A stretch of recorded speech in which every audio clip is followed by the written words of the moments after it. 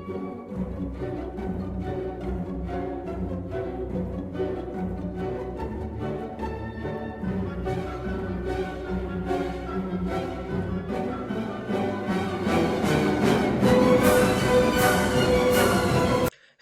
and welcome. I had a big monologue on why this game is important to me, but as I find that boring in other videos, I don't think I should put it in this one, because hypocrisy. Back in 2008, I was a regular at my local games workshop in Belfast. My outer was not a no-loss streak, draws from Necrons and Dark Angels, but no losses. Hey, I'm not saying it's a winning streak, just didn't lose.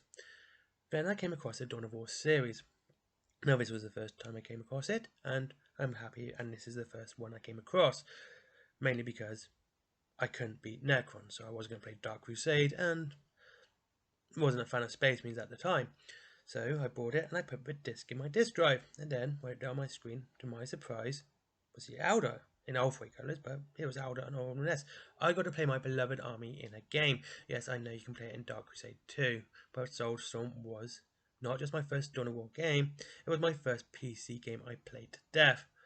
And it was a disc copy, but now I've got on Steam, I've hit 40 hours at least, and I've been playing it like hell since making this review too. So as soon as I literally play it, even for a review, I just go through it and I just love it. Anyway. Well, okay, so it's not as much as I wish to play now anyway, because I have got other games too. So now I finished it on every faction, every setting. To me, this is a bit of a time killer too, so when I do play it, I'll play it for a while and I'll stop and, I've done it all, so it's just fun for me to do. Is it the best game in the series? No.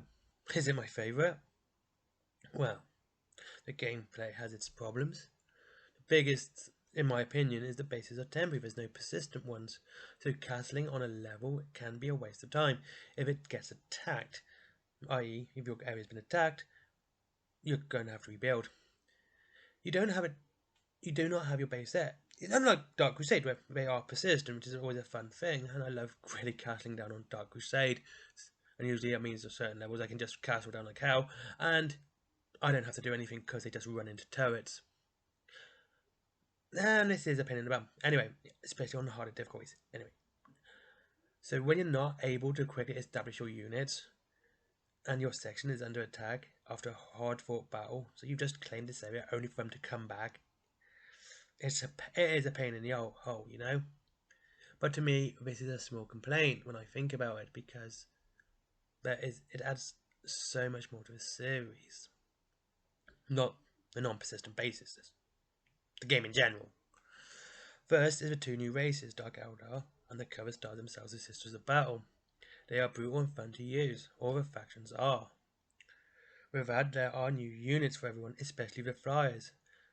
Those, I find, are pretty much useless to fight with, but they are great for recon, finding that enemy base, and then knowing where to attack. Just before they get blown out of the sky. And this is actually where my love for 40k flyers came from. It was. And I almost bought something from Forge World just because of this game. So Yeah, they were worse than useless, but they looked cool. The base building, though, again, it is temporary, it is fun, and watching your foe walk into that barrage of turrets, it's just a sadistic enjoyment, and it's great.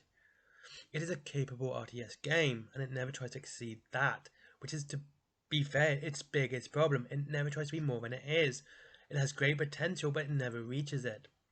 Graphically, it is an RTS, so if the graphics weren't great, it can be easily excused, as a detail could be blurred out from the obvious distance as a commander looking at your army. That is a high angle you're looking at, but you can swoop down and have a proper look. And, it comes with other games of this type. If we take Warcraft 3, it's very pixelated, but you don't have that option to zoom in as high. So the detail and the work brought in, even it is going to be missed by the average player, is outstanding, and hats off to Iron Law for pulling this off. Yes, it wasn't Relic who made this entirely, it was Iron Law. I believe Relic had some hand in the multiplayer, and that shows too. The multiplayer is amazing. Every unit looks different, the animations are great, and the big monster units in particular are fun to watch. I love just getting the Avatar Kane out and watching it just march up the field. It's enjoyable, and I love it. Now, if you match two big monsters up against each other, you get a massive fight, and this is a joy to watch. It really is. especially when you can zoom in and watch them just beat the hell out of each other.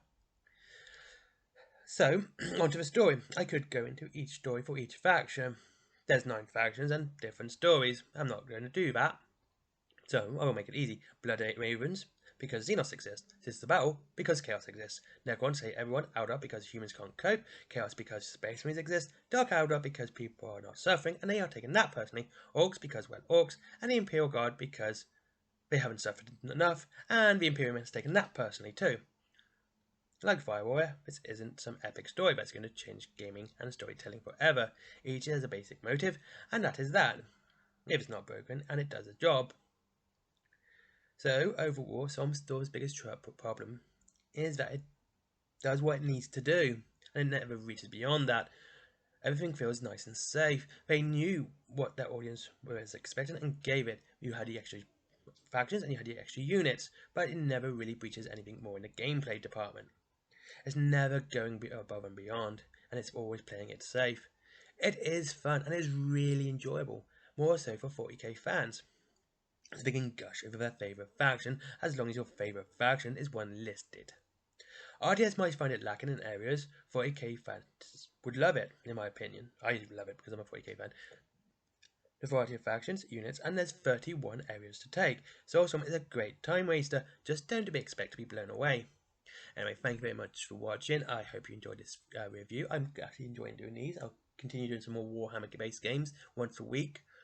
And as always, there's a link to Element Games should you wish to, buy some Warhammer at up to 25% off. Link is down below, as always. And as it's coming up to Christmas, shilling my wares, t-shirts and comics, links down below. Hope you have a good time. Patreon's down there as well, but as I always say, honestly, if you're going to want to support me, go to Element Games and go to the t-shirt shop. Do one of those. Get something for your money. Just don't give me money just because it's there. Alright? I'd rather you do that. But if you wish to, you can as well. Anyway, thank you very much for watching. I hope you have a lovely day. And I hope you are looking forward to Christmas. How are you expanding your armies? Are you looking forward to any games? Outside of that Space Marine 2, of course. And I'll speak to you all very soon. I'm going to try and not waffle on for an extra minute just to go on and on about make the 8-minute mark, because that would be boring. But look at me, I'm doing it. Bored. Yeah. Anyway, thank you very much for watching. Have a great day. I'm going to hit just below 8 minutes for the lols.